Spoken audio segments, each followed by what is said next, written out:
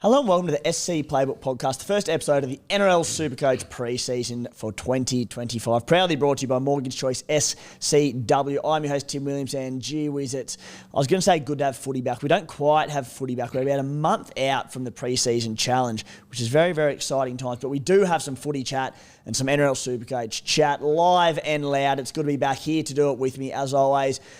It's the SC Spy, and Spy, it's been a couple of months since you've been on a video podcast with Playbook. That hairline's hanging by a thread, mate. Looking pretty strong, mate. I cut my own hair as usual yesterday. Did a pretty bang-up job, I thought. And it's hanging in. I've actually gone back and had a look at previous podcasts from previous years, and I'm hanging in, mate. Don't you worry.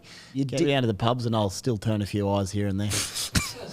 You did have that hairline when you're about 21 years old, so it's gradually getting deeper, but as I said, hanging in. A little bit grey there on top, or is it? I'm definitely a bit grey, but I don't mind that. Grey's all right. Silver fox, don't worry about that. You've got two kids, so you're allowed to go grey. Yeah. It's actually, it's approved. Also with us, as always, the heart and soul of the SC Playbook podcast, Matty the Waterboy. Matty, how are you, mate? Good. What's doing? It seems like yesterday we were all at the Courthouse Hotel together celebrating 2024, which was a great afternoon. But we're already back on deck. What a cracking sesh, by the way, that was. Oh, that was great. That was a fun afternoon. Yeah, that was really good. That's a great pub, by the way. MVP of the sesh, Matty, your partner, Court. Oh, easily. Yeah, she normally is, to be fair. Yeah, she wipes the floor with me pretty much in everything, to be honest. Knows more about sport, has better chat. Yeah, pretty much everything. So that's why I don't bring her anywhere, because I get overshadowed all the time. But she was great. I mean, it's half her name, the Courthouse, so that's why she came. Yeah. She was actually,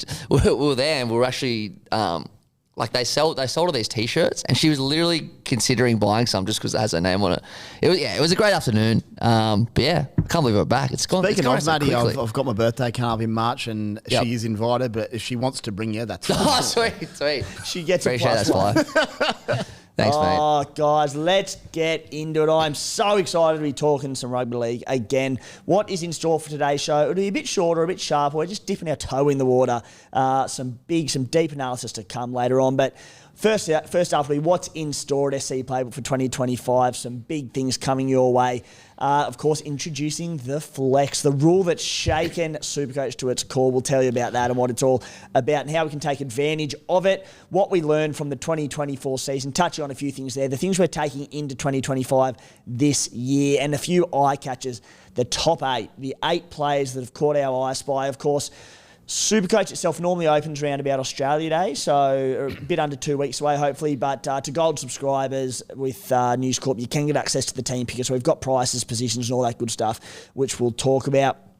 Before we do get into the players and all that good stuff, though, Spy, SC Playbook 2025, our weekly articles, they're going to begin to roll out from this week. Our team previews in depth for every club, the fixture analysis, cheapy breakdowns, all that good gear. I'm writing the predicted 17s as we speak for every team in the competition for round 1. Should be up in coming days at scplaybook.com.au. Expanding our YouTube presence this year, more video content coming your way. Of course, Tuesday night, 7:30ish, as always, will be the SC Playbook podcast. Beers and Break-Evens returns tomorrow with The Guru. That is recorded and ready to rip. The Subscriber Questions podcast, the Halfback podcast, all that sort of stuff, that'll come back closer to the NRL trials. And there's more to come, Spy, that'll be announced in coming weeks, as I said. Beautiful. Should get people up and about. And the SC Playbook subscription, that'll launch next week. A host of additions to that subscription content as well, which is very, very exciting. And just lastly, before we get into the nitty-gritty Supercoach, Spy, if you'd like to partner up with SC Playbook in 2025, reach out to us at supercoachplaybook@gmail.com. That is Supercoach, full word. Otherwise, just message us on any of the social media channels. Mortgage Choice, they're back on board for, I think it's the 4th year on the trot. So hopefully that's a good sign that the return from the community has been worthwhile. So if that interests you, get in touch with us and we'll have a chat. Now, Spy, the flex. 2025's new rule, where diehard Supercoach Big Bash players. Some of us are ranked higher than others. I'm 180th. You're about 18,000th, is it? 500th, mate. 500th, that's cute. Right. Anyway, the flex comes in this year, and it is a part of Supercoach Big Bash as well. So we've got a bit of an idea around it. Obviously, it'll be different between sports, but there are similarities, but we've got a bit of an idea. And I think straight off the bat, with the flex as described by the Supercoach official page. Select an 18th player from any position as your flex player. Your starting lineup will now consist of 18 starters. Your team will score points from your best 17 each round, with your flex providing additional cover and strategies when managing your squad. So, in summary, Spy, instead of just the 17 scoring players, we have a squad of 18 now, and what that's going to do is, if there's an early HIA or an early injury or whatever it might be, that player is going to drop out of your squad. To emphasise, and I do actually have a little bit of a chat about this and a few things we learned on Beers and Break-Evens, which will be released tomorrow. Tiny bit double up, but we've done our best to sort of change it up. It's not, Spy, some people, I know there's going to be questions thinking that it's only for injured players or players that get a concussion, leave the field early. It's not. A player could get a concussion in the 5th minute of the game. They could have scored a try and they could be on 40 points. A player could play 80 minutes and have 13 points. The 13-pointer will drop out. So essentially, it's just taking a little bit of that luck factor out of the game and giving us our best 17 players each week. What's your take on that, Spike? Good move, bad move? Yeah, I love it. I love any change, to be honest. It's fun. You just go with it. But I think sometimes the wording around it that I was seeing in BBL and NRL could be a little bit confusing. It's quite simply the worst player from your week drops out. Yep. That's it. Don't worry about which position or does the flex cover, does it drop? You just pick 18 players. The flex just happens to be any position. And you can take a prop, a fullback, a centre, whatever. And at the end of each round, you'll have 18 scores. And whichever one's the lowest just comes straight out of your squad. Yep. So whether that's an injury or concussion or just a shit old match, doesn't really matter. And there are some tactics that get opened up around that, of course. I'm one of the ones that called for the HI cover and all the rest. We've been calling for it for about 4 years. And now I'll end up not even using it as HIA cover and doing some other tactic. But that's coaching, mate. I have a question. So this may seem like an obvious answer, but I'm not too sure. So you pick 18, your best 17 gets points. Last year, if you had a player that got 0 because they got ruled out late or whatever, your auto emergency come in. If someone gets ruled out, does that just count as your lowest score, or does the auto emergency still come in? Great question. It is the exact same as last year. Your auto emergency would come in to give you your 18th player, and then your worst drops out. So it's actually the exact same. The best way to think of it, which I've learned in BBL, is if you look at the scores, you'll have your 18 players at the end of the round, auto emergency included, all of that, then the worst just drops out. So it's quite simple. It just can get complex in your head, but nothing else changes in terms of how the game was played last year. Yeah, and as you said, Spy, there will be different strategies to it. We'll be able to utilise in different sorts of ways, but in a nutshell, your bottom score drops out. It's pretty straightforward. That's all it is. And tactically speaking, the big thing, Spy, is going to be, as you said, it can be from any position on the field. So I think you mentioned before that it could be your front row. If you're picking a front row as your flex, throw in the towel early. Don't even sign up. Don't bother. Hot year for front rowers. If that's could be a hot year for front rowers. But we can do it anyway. And Spy, the one that springs to mind is fullbacks. They're the best scoring position. We sit there every year and go, I want Turbo, I want Latrell, and I want Ponga. Guess what? This year you can do it. You can do it. Or you could have Cleary, Hines, and Jerome Hughes all averaging 90. Like, you just get to choose that extra spot. It's bloody fun. Because one thing I hate is you've got your fullbacks and then Turbo will be playing on a Sunday Arvo when he's not in my side, and I don't enjoy watching it. Yeah. Because I'm like, I just want to watch and enjoy Turbo. Now you can pick 3 blokes who you love watching and not have to go without one. Yeah, and what it also does, Spy, and probably the biggest move, is you can vice captain and captain 2 fullbacks. Like, that's probably the way it's going to go. Yeah, yes. Didn't think of that one. Yes, nice. More often than not. And without sort of complicating it too much, it's going to make, and again, Guru and I go pretty in depth with this bit tomorrow, but it just makes vice captaincy loopholing a little bit easier, because normally speaking, if you're going to VC loop, you drop a player out and then your worst scorer from your bench comes into your team. You're still going to get your lowest score from your AE, but you know that'll drop out and it'll be your second worst scorer. So again, it might only be out a 10-point swing, but it's enough, and that impacts loopholing and that sort of stuff. And the other thing, the fact that we can, go as a VC on Teddy and then a captain on Latrell, whatever it might be.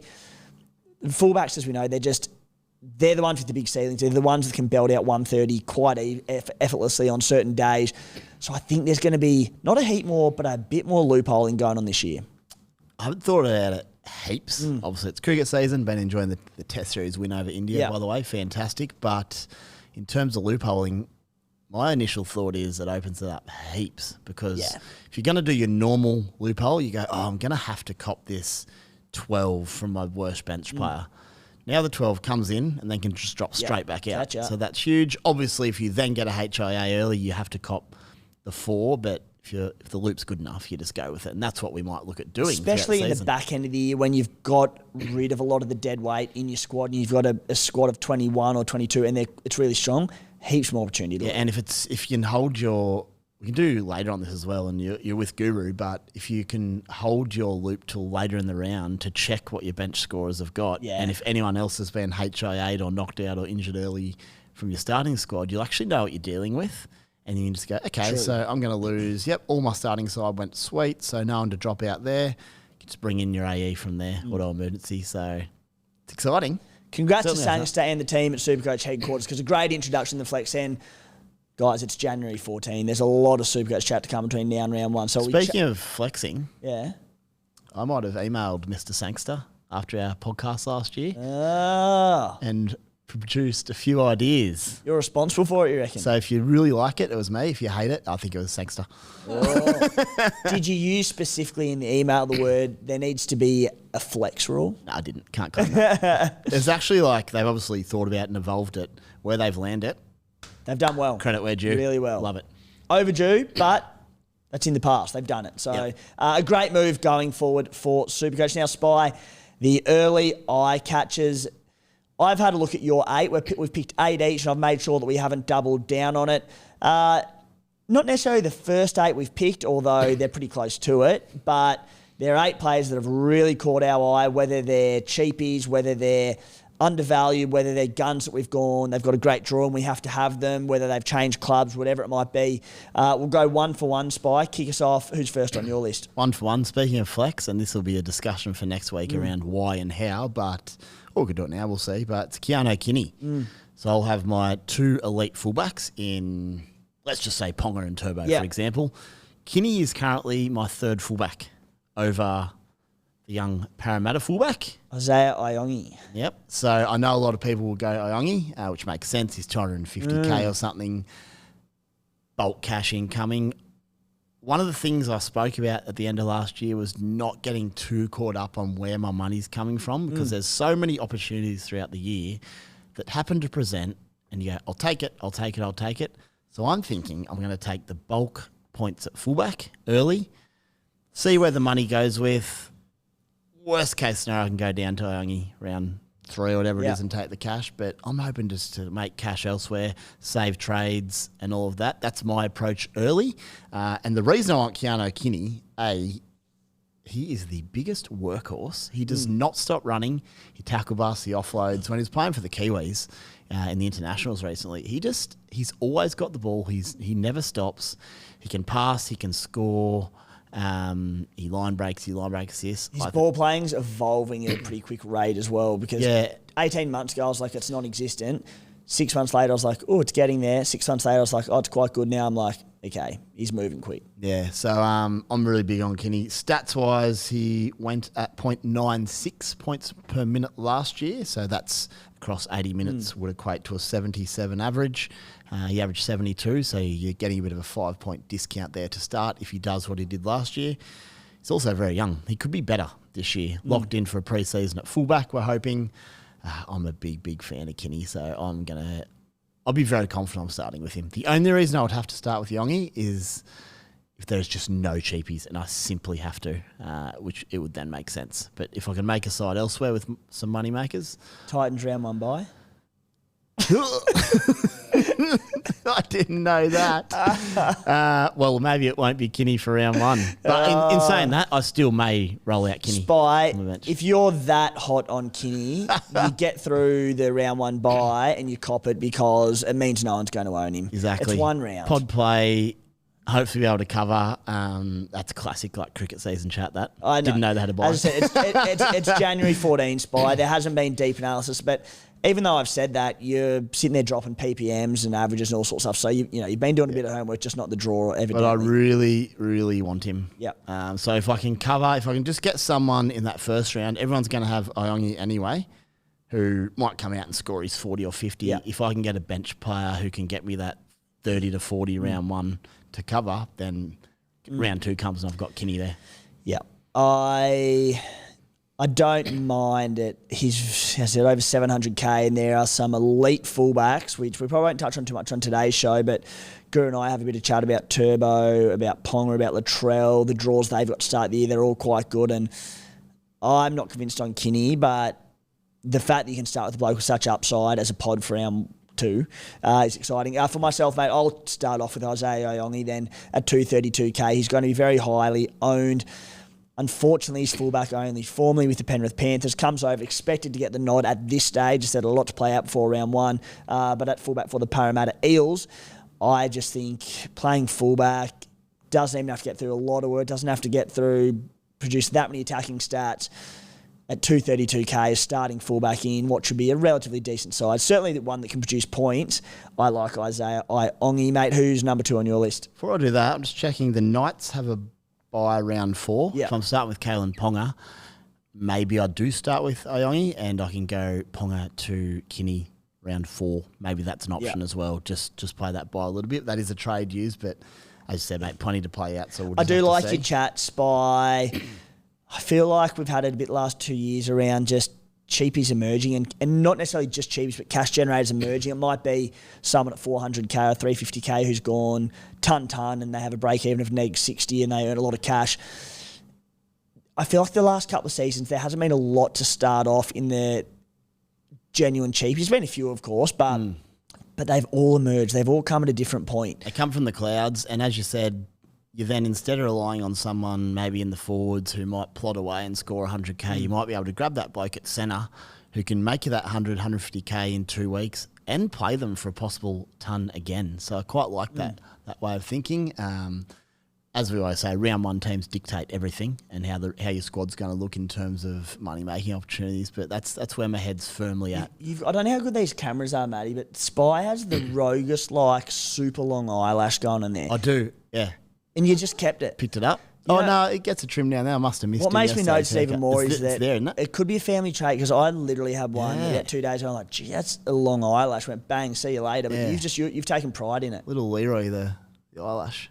He's got to go. I didn't know he's back, but it's a good spot. I wasn't sure if a hair from your head had dropped to your eyebrow, but I think your eyelashes are longer than your hair on the top of your head. So there goes those eyelashes. Where are we up to? I think we were talking about Iongi? I actually don't know what we're talking about. Number 2 is Preston from the Bulldogs in the back row there. You're a big Preston guy. Big Preston guy. Good work rate.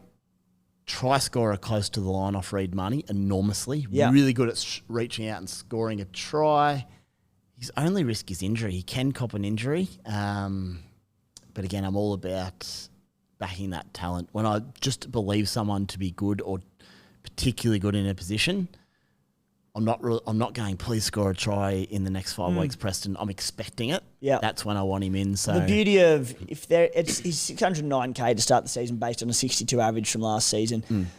If he gets injured at that price, you drop him or upgrade him to anyone. It's a pretty easy flip. And the problem with injuries early on is if you get a dud cheapie and then cheapies don't emerge, you're like, am I stuck with this bloke? But at that price, at least you can move to It's an easy move, and I'd be way happier to start with him than to bring him in round 4. Then he gets hurt. Yeah. That's your classic 2-trade scenario then. So, yeah, Jacob Preston, without going too deep into stats, he's just class. I expect a really big year from him with tackles, runs, and just try-scoring potential. Yeah. For myself, I believe he's the most popular player in Supercoach in terms of the team picker as it stands. Tino Malawi coming back from injury. He started last season with an average of 78 points. He played 2 games last season for 47 average.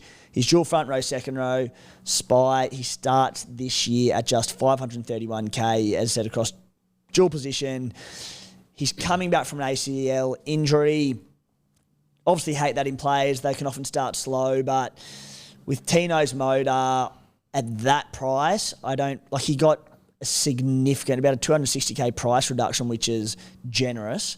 If he comes in and he's slow into it and minutes aren't quite there and he averages 45 to 50 at that price in the front row for someone I know I'm probably going to want to own by round 7 or 8, I'm happy with it. Yeah, it does play that round 1 bye, but if you can cover him, yeah, it's front row. I want him. Speaking of flex, I'll give a little dabble into what I'm thinking here, but Hit us. I think I'm going to start Tino in the back row, unless there's a heap of back row options emerging. Interesting. And my second front rower is going to be someone like a Royce Hunt, who will hopefully average that 35-40, but he's at like basement price. He's the guy that probably drops out for me each week. I'm taking a risk there, but what it's doing is... Conceding a front rower. I'm conceding a front rower to open up 300 or 400k elsewhere. I get it, but Spy, there's 17 players. There is head knocks. There is injuries. This isn't cricket. Granted, Cam Bancroft, Dan Sams, who saw that, who you traded both in that week, had a head clash. An hour before, yes. Yeah, Spy got them both. And, Matty, I know this isn't cricket, but I did it because the Sixers match got rained out, so I was short of players. So I'm like, I'll boost and get these fellas in.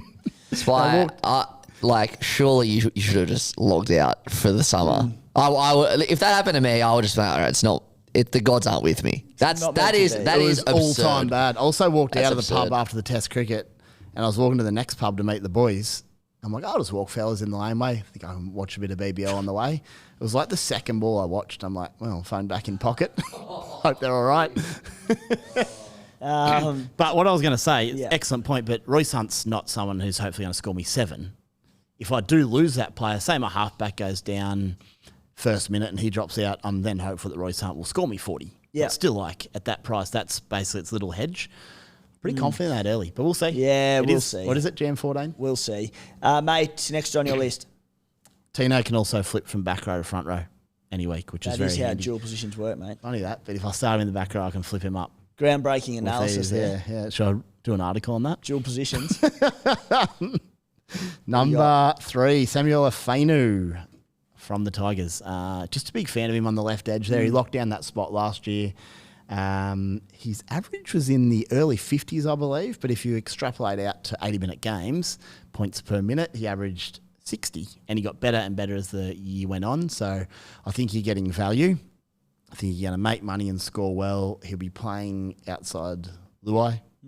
I just think it's a good spot. And again, I'm backing the talent there. I think he's just a really bloody good player. So I'm happy to lock him into the second row. I don't want to... I think the last 2 years we've done plenty of mid-range back rowers. And it hasn't always worked, but I have a lot of faith in this guy. So Samuel Afenu from the Tigers in my side. Extrapolate, mate. Been dipping your nose into the old Webster's dictionary. In the old dictionary. Not bad for dictionary. What do we call it? The dictionary. Merriam-Webster's, is it? So he starts this year, semi-final at 517k. They were a train wreck last year, the mid-range 2RFs. They were. Anyway. But, I mean, he averaged 60 as a starter. His role's there. The team should be better. Even if they're still a train wreck, he averaged 60 as a starter. So, yep. I like it.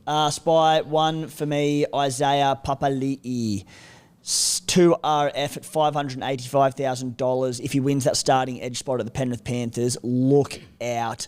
I think we know his upside. He averaged, I think it was 79 2 years on the trot at the Parramatta Eels, went to the Tigers, and like most players that go to the Tigers, it didn't quite work out. But averaged 60 and 56 last 2 years there. He'll go there. It'll be between him and Scott Sorensen, you'd imagine. And I just think they'll have probably Liam Martin on the right, outside Cleary, Isaiah Papali'i on the left, outside Blaze Talangi, Jack Cole, Brad Schneider, whoever wins that spot, which is not ideal with a new combination and whatnot, but he'll get through his work. I just think he'll be up and about at the Panthers. He'll know that he's going there needing to win his spot. And Scotty Sorensen, who's been on the edge for a year or two now, prior to that, he was playing through the middle off the bench with a lot of effect. So I think, certainly with James Fisher-Harris leaving, they'll be slightly down at middle forward. I think Sorensen goes into that middle rotation. Could be wrong, but yeah, I think IPAP at that price looks quite appealing to me if you can lock down the 80-minute edge roll at the Panthers. Who you got, Spy? Yeah, fair chance he's coming in my side, by the way. He's not there at the moment, but love the shout. Next one's Jerome Luai at the Tigers. Not set on this, but He is the option below the elites if I'm going to go that triple fullback. Yeah, he's interesting. I've got some really strong centres at the moment, so I would need someone like Jerome to do that. He's going to demand plenty of footy. He does have Galvin with him, but Galvin's happy to float and play off the back of him and whatnot. So it's Luai's team. It's an interesting one, isn't it? Yeah. 582K. I quite like him. Dual 5'8" half too. Yep. Start the year, I think you can get a job done for me at the very least. Even stuff like repeat sets and those sorts of stats, he's quite good at. He just doesn't get them with Nath.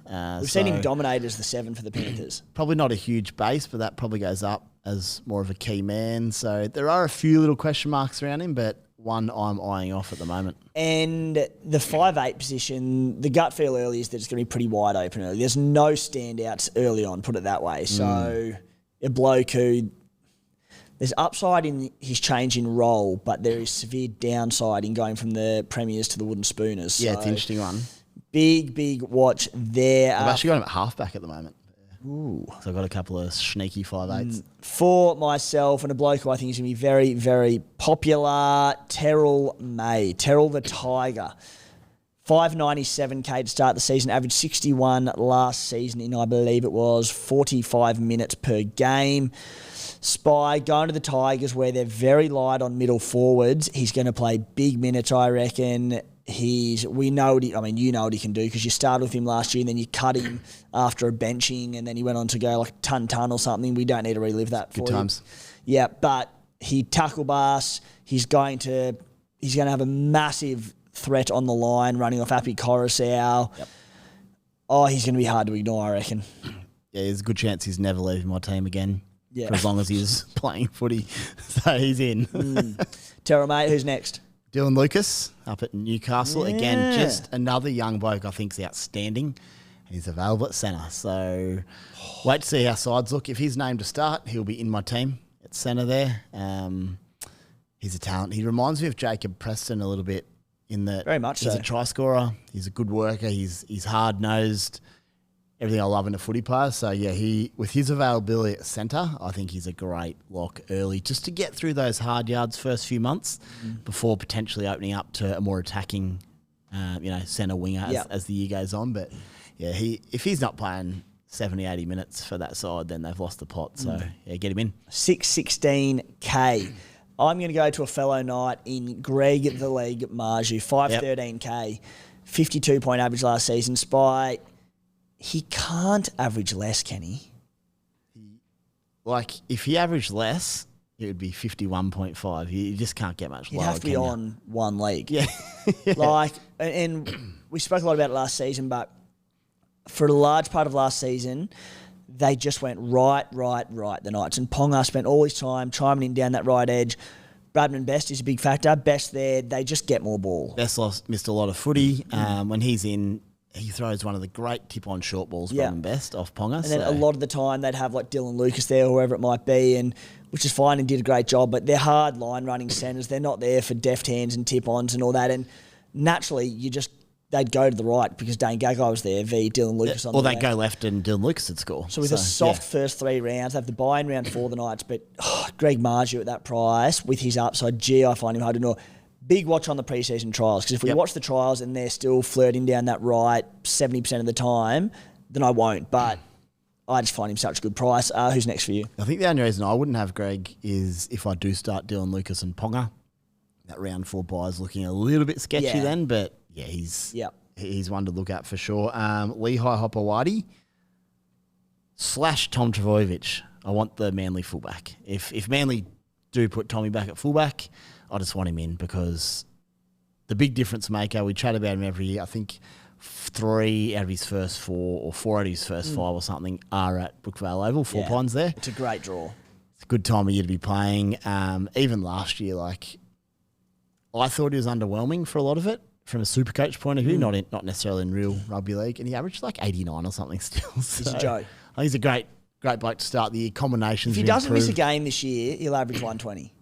He'll average over 100. Yeah. And it's kind of like this every year. I always want to start with him because then if he does get hurt, you move him on. I'd hate to bring him in and then Then get injured. Yeah, it would hurt. So the fact they're at 4 Pines, let's have a look here. We got Cowboys at 4 Pines.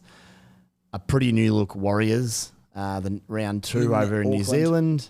Round 3 versus Canberra. Sunday night at 4 Pines. Terrorises the Raiders every time he plays them. Does. He then gets the Eels at 4 Pines. He then has the Storm at 4 Pines on a Sunday arvo, which, the Storm are solid, but we saw last year they can still leak. It's 4 out of 5 at 4 Pines. But if he plays centre, I won't want him, and that's where Lehigh Hopper-Whitey would come in. So I'm going to have one of the two, pending who's playing fullback round 1. Sandon Smith, for me, looks like he'll be starting in the halves for the Roosters with all their injuries there.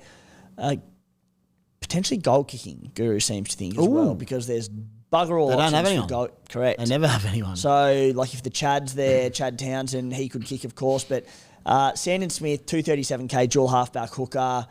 If he's starting in round 1, which he should be, huge chance I'll start him probably at hooker. If he's goal kicking, he's a lock. He could nearly become my starting halfback if I really want to free up funds. If goal kicking, I'd be tempted. But I prefer him at hooker to start with. But 100% locked in my side. He's another kid I'm just a massive fan of. If you think I had boys previous seasons, I've got about 6 to start this year. So fire up and they're all in my side. Do have some boys. Absolute ripper. Who's your new number 1, the boy, now that your former number 1, SJ's retired? It's come without notice and hit me like a ton of bricks. Hadn't really thought about that since the New Zealand match. I don't know. I don't know yet. A little bit somber mood after that. It is. Spot. That's like it just got quieter. And it just said in that it's your first season without SJ, isn't it? Maybe Keanu Kinney, another Kiwi. Yep. But that is not something I'll answer lightly. So we'll see. When it's determined, I'll announce it. All right. Yeah. Maybe with a press conference. We'll see. So you run through. I mean, growing up, your boy was Verenda Saywag, the man with the do-rag. Yeah. Yeah, bandana. Johnny Wilkinson was your boy for a while. Not for long. Then they won and stuff, and I realised it was boring, so you had to go. You love this, Matty. Oh, you'll love this. I shouldn't even say it on air, but I will. The Spy's like one of them blokes who's such a fanatical sportsman that he used to replicate what the sports people would do. Yeah. So I think it's probably about a 15-year-old. He'd do the Johnny Wilkinson. He'd go out and play footy in Coombe and he'd wear the gloves. No, hang on. He never wore gloves. Johnny? I would never wear gloves.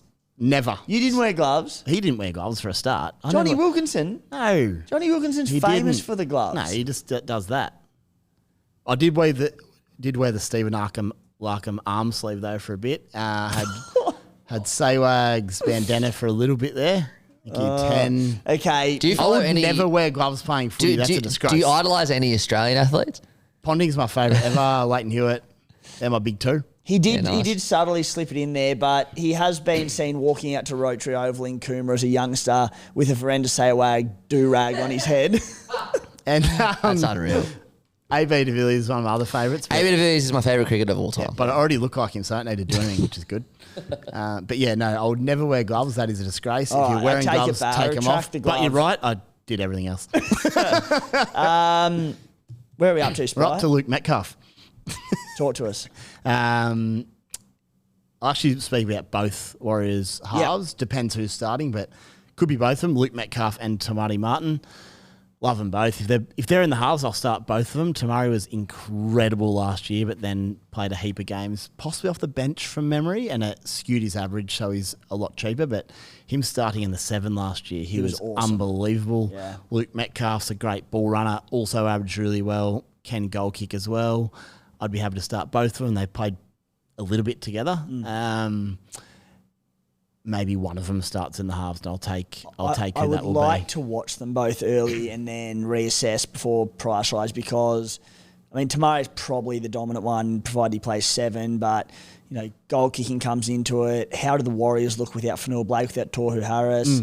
I want to see them first. I just like their style of play. Yeah. Like Tamari they're runners. He'll demand that ball, he'll run and kick and whatnot, and Metcalf will just run, tackle, he can ball play a bit. Yep. But I feel like I was playing with Metcalf, it would be so easy to chime in with him. He's not that bloke you need to really get combinations going too much. So, yeah, I mean, we'll see what the options are, but both really entice me at the Warriors there. My last two, mate. I've had to go 2 Warriors to replace SJ. Yeah. Zach Labour, throw another one there. If Roger Tuivasa-Sheck ends up at fullback, not to say he will, but he's about 550k. He'll be locked into my team. Absolutely. PTSD from last year. Actually, he went all right. He went all right. He was a bit slower than expected. But he was solid. Right. Everyone just wanted the world from him because we know what he can do. But if you're starting fullback in, Zach Laybutt at the Cowboys, 389K, should start for the Cowboys. Pre-season watch. I have a lot of question marks around the Cowboys this year, so that'll determine a little bit. And Kelma Tuolangi at the Eels at 433K. If he wins a starting edge role, I like what he can do if he can stay fit as well. Any others, or are you done? That's it, mate. Matty the Waterboy. What have you found, mate? Well, this kills me because I don't like the Roosters at all. But I guess because their team has changed probably more than any other team. Yeah. Certainly big name players. So in that back line, you already mentioned Sanders Smith. He's a big one. But Mark Nawanga-Nitawaze, we'll get that right soon. Good save, mate. He is enormous in real life. And when I say, because I remember watching South Roosters, and he didn't look that big because he was standing next to freaking Tupou and that. But in real life, he is freaking enormous and he's shredded out of his mind. And just, get the feeling he's going to have a big year. We got a start. Shout out to Court, your lovely partner, to the Budgie Smuggler. Well, that's where we saw him. Party, and we saw him with his lid off. And fair to say, I did not get in my budgies that day because he's a big boy, isn't he? He is enormous, and he's just ripped out of his mind. And like Denon interviewed him last year, so I went back and looked at all his highlights. I'm not a big rugby union person, so I wasn't really that aware of him. But geez, he's a freak. So. Yeah, I don't know what price he's at, but... Mark Nawanga-Nitawasi, $438,000. Oh, great. With a 64 average from what he played one game, was it last year? I think he scored on debut. He scored on debut. He kept leaping high and just, so he's definitely in my team. Yep. Then you got Robert Toyer as well, who's apparently a gun. And in the same show, actually, Nawanga-Nitawase played outside Toyer in New South Wales Cup last year, said he's a freak. Nice. Gurus talks about Robert Toyer for... pretty much since I've known him. So God, it's going to be a long pre-season. Seriously. So, it seems obvious because so many players have left, and obviously they have to be replaced by new players. But yeah, the Roosters, they're the hot team this year when it comes to targets for Supercoach, I think. I tell you what, Matty, we're about to get into our lessons that we learnt from last year that we're taking into this year, and you've already learnt one, mate. You're taking the heart out of it. Oh, you have to. You haven't been able to do that well in recent years, but the fact that you've just rattled off a few Roosters as the first eye catchers, that's lesson 101 of Supercoach, mate. It's watching rugby league as a fan you have to completely separate it from Supercoach. It's just they don't go together. Oh, big year for Matty, the Waterboy, coming up. Guys, exciting news with long-time partners of SC Playbook, Mortgage Choice, Sutherland, Cronulla and Wollongong, led by Paddy and his team. They're back on deck to support us in 2025. They've backed SC Playbook for a number of years now, and it allows us to grow the platform year in, year out, to make our community better, to make the product for our community better, to put a bit of money back into it. So we're very, very thankful to Paddy and his team. The last few years, they've helped out a ton of SC Playbook listeners as well with their financial goals. There's countless things that Mortgage Choice SCW can help you with, including first home purchases, investment purchases, asset and commercial finance, personal loans, and debt consolidation. If 2025 is the year you're looking to dip your toes in the water of the housing market, but you have no idea where to start, Paddy and his team at Mortgage Choice SCW, they're the answer. Usually, it'd cost you $129 for a consultation, but because you're listening to this podcast, if you mention SC Playbook, it's completely free of charge for that one. So to do so, flick the team a message on Instagram at mortgagechoice_SCW, or you can give them a buzz on 02 9521 1611. Doesn't matter where in Australia that you're based. Now, Spy, what we learned from the 2024 season. I will mention a few things that I did, but I had a good chat about it with Guru tomorrow, so I'm keen to hear from you, mate. What did you take from 2024 that you're trying to apply to 2025? I must say, firstly, boys, especially the last 2 seasons across a few fantasy sports, I've tried a few little things, nothing major, but I think I started the season last year doing a bit of fullback roulette. One thing I just learned, and it might seem obvious, but I'm going to just wait later in the year to do that sort of stuff. A bit easier this year, 3 fullbacks. Yeah, well, there might be 4 of them rolling through. Yeah. But yeah, just that roulette early in the season, it didn't work out overly well. I wasn't not much went my way in that regard, but I'm not going to chase that too hard early and sort of do that when the opportunity comes. But we've already spoken about it. Money is the big one. I sold 7 or 8 guys last year, the week before they scored 100. And it's guys I like, but they had a big break even, or I was worried they're going to drop cash. And I just think I overthought money a bit too much. Like, if they do lose some cash, they're probably going to then make it back anyway.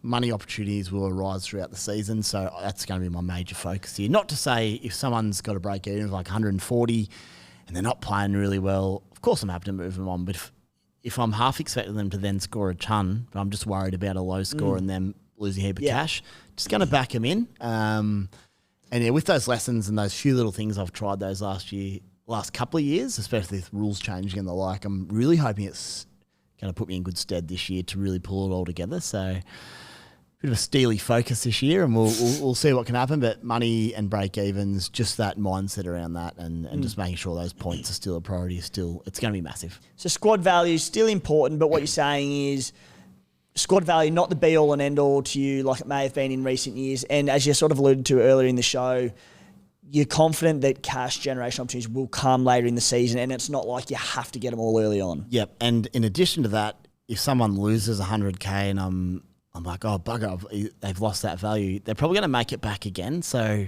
just maybe holding a bloke for an extra month and getting those points, I'm confident they'll come, rather than panicking too much that they might lose cash, and I should be selling them that week. For myself, mate, it's buy period plotters. As I mentioned at the back end or in the recaps show last season, they were the theme of my team, buy period plotters. And it was carrying these middling players like Kai Piss-Paul, like Morgan Smithies, like Sean Lane, because they had good buy coverage. And I'm like, I'll hold on to them just because they get me an extra 2 numbers in these weeks, and they'd punch out 30. And what that'd do by is not only would it be like, all right, it didn't really help me out scoring that much, but it had cost me someone who was making good cash, or it had cost me a gun or whatever it might have been. And it was the second season we'd had of this new system around the buy period of your top 13 scoring players counting towards your team rather than trying to get as many from a 17 as you could. And I just didn't adjust to it well, and I didn't make moves as a result of it through the buy period, and I just didn't really recover from it in the back end of the season. So buy planning still important, but I'm not going to hold a bloke through that buy period unless they're making money or if they've got keeper potential. If they're 40 to 50 averaging, I'm just like, okay, cool, you don't really serve a purpose for my team. It wasn't like I didn't have to have 13 or 15 or 17 last year for them, but I was trying to get decent numbers and do all that. So this year it might be 10 or 11. I don't care as long as my team is improving as a result. So that's the big one for me. I love it. I've admittedly struggled with the top 13 players buy period the last 2 years it might have been and I've struggled with it massively. So I'm like you, I'm going to throw that out the window. Some of those potters can go, and I'm just going to get the best side available for my side. And then you'll get to that bye week anyway, and there'll be someone playing on the wing for a good side who's basement price and you can plug in and could score 80. Yep. There'll be another bloke like Liam Henry last year gets that starting role, and you can lock him in, and you know he's going to score 60 to 80. They're going to arise. It's a bit like money. The opportunities will arise, so you don't need to hold on to that bloke who's just not going all that well. Yep. So 100%.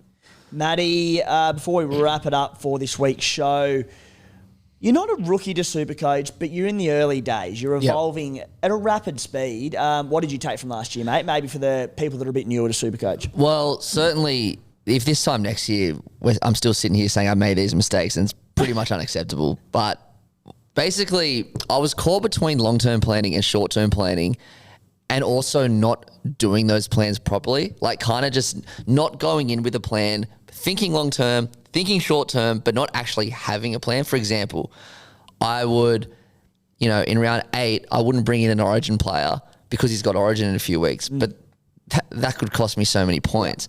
So I think about that, but then I just ignored basically the buys until 2 weeks before the buy started.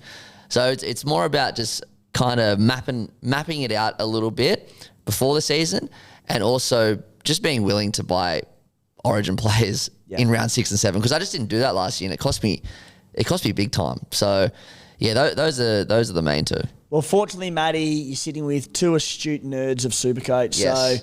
And I'm with you a lot early on in the week leading into Thursday night. So we'll sit down. It might even be 10, 15 minutes each week. It's all we need, and we'll map shit out a bit more. All right. Keen. Guys, that'll do us for the first SC Playbook podcast of the 2025 pre-season. It's good to be back. Next week, we will begin our team previews for every club of the season. So I will knock off about 4 each week. And of course, we'll integrate our preseason topics, all the good stuff, those cheapies, the predicted lineups, all sorts of stuff. Give us a follow on our social channels for more content. SC Playbook on Instagram, Twitter, X, Facebook, TikTok, all of it. Spite, it's been a good return. Cheers, boys. Yeah, welcome back. Starting to fire up a little bit. I'm still in cricket mode. Yeah. I don't want to go back to the love of my life too early, which, by the way, is also Test cricket. I do love it. But I'm still in that mode, and we'll just build up without going too early there. But ready to talk about it, don't you worry. Easy and nicely. The team's back. All the regulars from the SC Playbook team this season, they'll be jumping on the podcast. We might have me a chance to sneak a little Desi Creek next week. We'll see what Desi's up to. Desi, who knows? Who knows? Could be anything. And guys, as I said, the SC Playbook subscription package, it'll be live and loud from next week. But for now, thanks for tuning in.